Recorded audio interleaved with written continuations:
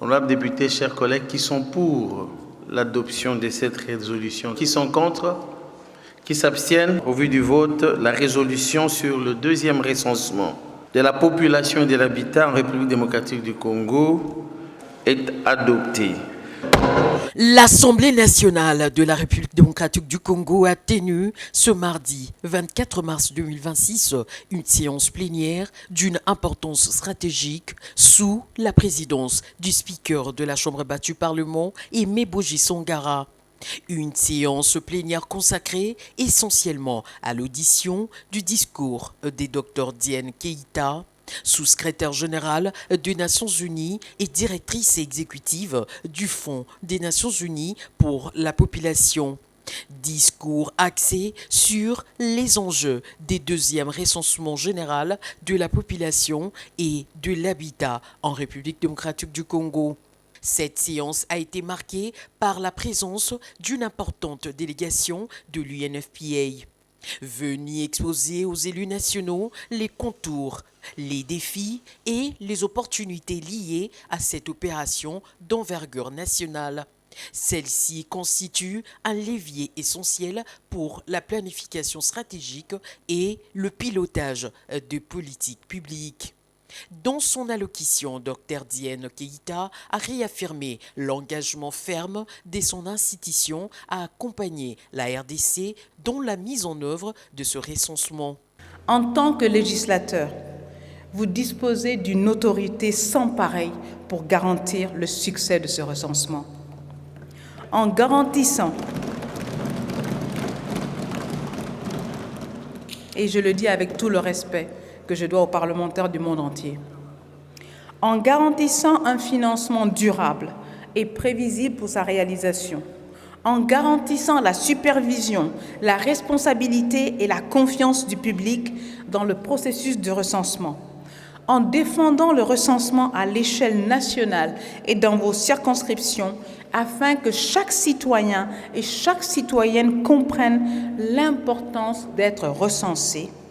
Sur le plan procédural, le rapporteur de l'Assemblée nationale, le professeur Jacques Tullier Sengekeli, a procédé à la lecture de deux actes non législatifs, une recommandation adressée à l'exécutif national ainsi qu'une résolution destinée aux députés nationaux conformément aux usages parlementaires.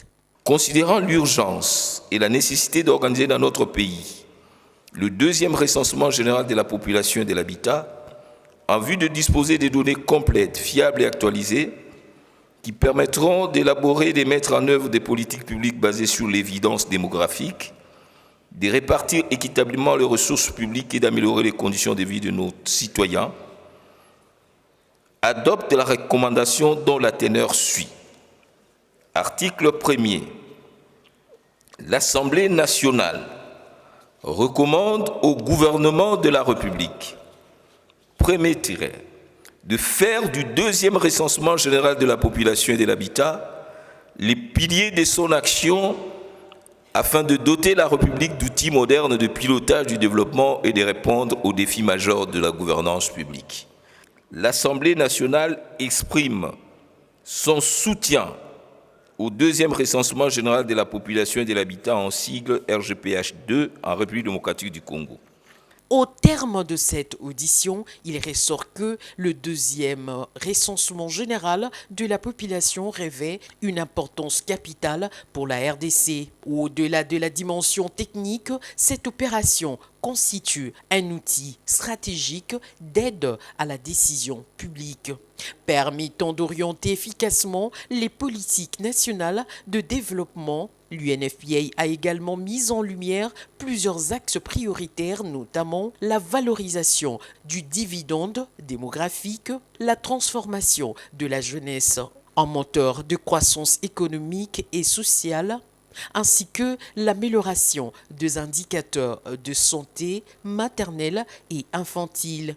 Ici est de souligner que cette plénière s'inscrit dans une dynamique de renforcement de la gouvernance publique et de promotion d'une planification basée sur des données fiables, indispensable à la mise en œuvre de politiques de développement durable. Fait marquant, au cours de cette plénière à la Chambre basse du Parlement, 301 députés nationaux ont voté en faveur de la tenue du deuxième recensement général de la population, témoignant ainsi d'un large consensus politique autour de cet enjeu stratégique pour l'avenir du pays.